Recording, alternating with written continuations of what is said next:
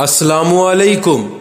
سب بہن بھائیوں سے گزارش ہے کہ ویڈیو کو مکمل ضرور سنا کریں، چینل کو سبسکرائب کر دیں اور ساتھ موجود بیل کے آئیکن کو بھی کلک کر دیں۔ شکریہ۔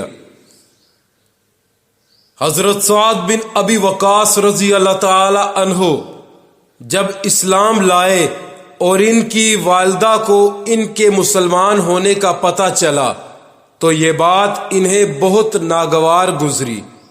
ادھر یہ اپنی والدہ کے بہت فرما بردار تھے۔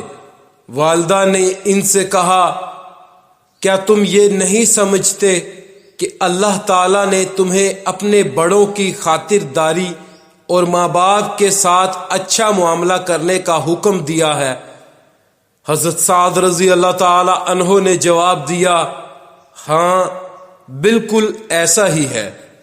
یہ جواب سن کر والدہ نے کہا، بس تو خدا کی قسم میں اس وقت تک کھانا نہیں کھاؤں گی جب تک تم محمد کے لائے ہوئے پیغام کو کفر نہیں کہو گے اور اصاف اور نائلہ بتوں کو جا کر چھوؤ گے نہیں۔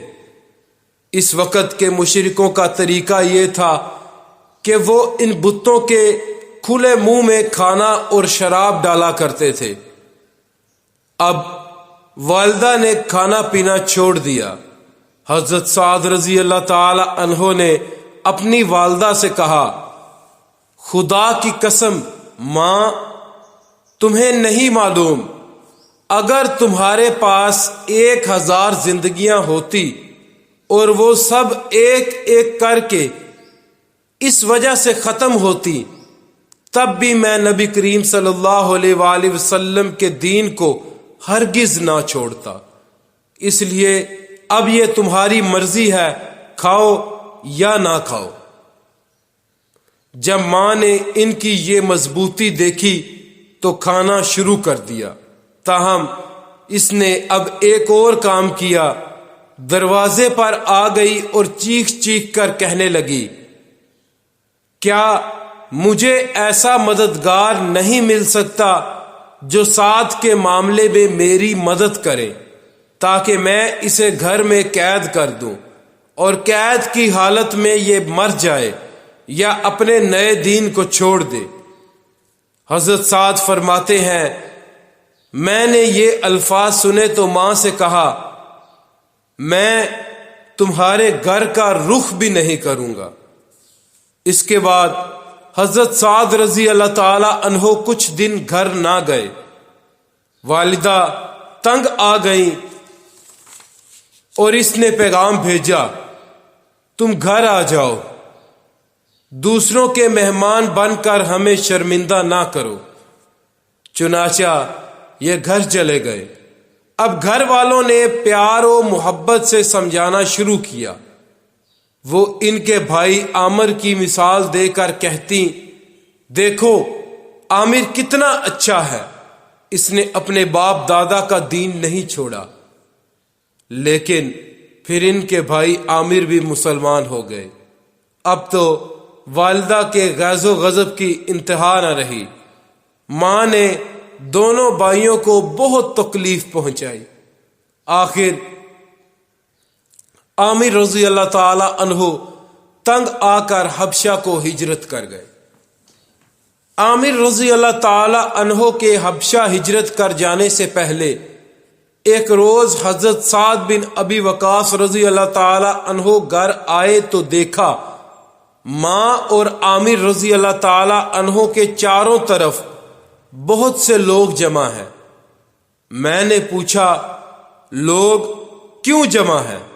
لوگوں نے بتایا، یہ دیکھو تمہاری ماں نے تمہارے بھائی کو پکڑ رکھا ہے اور اللہ سے عہد کر رہی ہے کہ جب تک عامر بے دینی نہیں چھوڑے گا اس وقت تک یہ نہ تو کھجور کے سائے میں بیٹھے گی اور نہ کھانا کھائے گی اور نہ پانی پیے گی۔ حضرت سعد بن ابی وقاص رضی اللہ تعالی عنہ نے یہ سن کر کہا، اللہ کی قسم ماں، تم اس وقت تک کھجور کے سائے میں نہ بیٹھو اور اس وقت تک کچھ نہ کھاؤ پیو جب تک کہ تم جہنم کا ایندھن نہ بن جاؤ۔ غرض انہوں نے ماں کی کوئی پرواہ نہ کی اور دین پر ڈٹے رہے۔ اسی طرح حضرت ابو بکر صدیق رضی اللہ تعالی عنہ کی کوششوں سے حضرت طلحہ بن عبداللہ تیمی رضی اللہ تعالی عنہ بھی اسلام لے آئے۔ حضرت ابو بکر صدیق رضی اللہ تعالی عنہ انہیں حضور نبی کریم صلی اللہ علیہ وآلہ وسلم کی خدمت میں لائے اور یہ آپ کے ہاتھ پر مسلمان ہوئے۔ اس کے بعد حضرت ابو بکر رضی اللہ تعالی عنہ اور حضرت طلحہ رضی اللہ تعالی عنہ نے اپنے اسلام لانے کا کھل کر اعلان کر دیا۔ ان کا اعلان سن کر نوفل ابن عدویہ نے انہیں پکڑ لیا۔ اس شخص کو قریش کا شیر کہا جاتا تھا۔ اس نے دونوں کو ایک ہی رسی سے باندھ دیا۔ اس کی اس حرکت پر ان کے قبیلے بنو تمیم نے بھی انہیں نہ بچایا۔ اب چونکہ نوفل نے دونوں کو ایک ہی رسی سے باندھا تھا اور دونوں کے جسم آپس میں بالکل ملے ہوئے تھے، اس لیے انہیں قرینین کہا جانے لگا، یعنی ملے ہوئے۔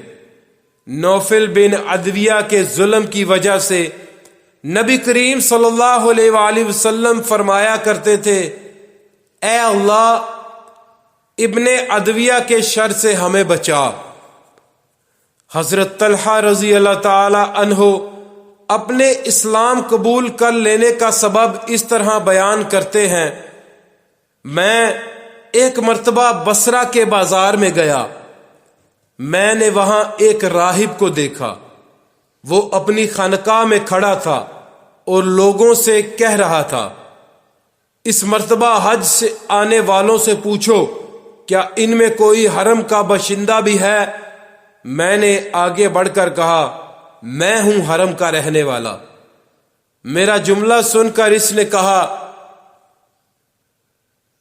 کیا احمد کا ظہور ہو گیا ہے؟ میں نے پوچھا، احمد کون؟ تب اس راہب نے کہا، احمد بن عبداللہ بن عبد المطلب، یہ اس کا مہینہ ہے، وہ اس مہینے میں ظاہر ہوگا، وہ آخری نبی ہے۔ اس کے ظاہر ہونے کی جگہ حرم ہے اور اس کی ہجرت کی جگہ وہ علاقہ ہے جہاں باغات ہیں، سبزہ زار ہیں، اس لیے تم پر ضروری ہے کہ تم اس نبی کی خاطر نبی کی طرف بڑھنے میں پہل کرو۔ اس راہب کی کہی ہوئی بات میرے دل میں نقش ہو گئی۔ میں تیزی کے ساتھ وہاں سے واپس روانہ ہوا اور مکہ پہنچا۔ یہاں پہنچ کر میں نے لوگوں سے پوچھا، کیا کوئی نیا واقعہ پیش آیا ہے؟ لوگوں نے بتایا، ہاں، محمد ابن عبداللہ امین نے لوگوں کو اللہ کی طرف دعوت دینا شروع کی ہے اور ابو بکر نے ان کی پیروی قبول کر لی ہے۔ میں یہ سنتے ہی گھر سے نکلا اور ابو بکر صدیق رضی اللہ تعالی عنہ کے پاس پہنچ گیا۔ میں نے انہیں راہب کی ساری بات سنا دی۔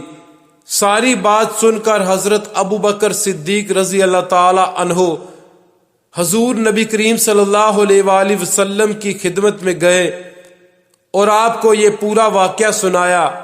آپ سن کر بہت خوش ہوئے۔ اسی وقت میں بھی مسلمان ہو گیا۔ اللہ پاک پڑھنا اور سننا قبول فرمائے۔ اللہ پاک کمی کوتاہی معاف فرمائے۔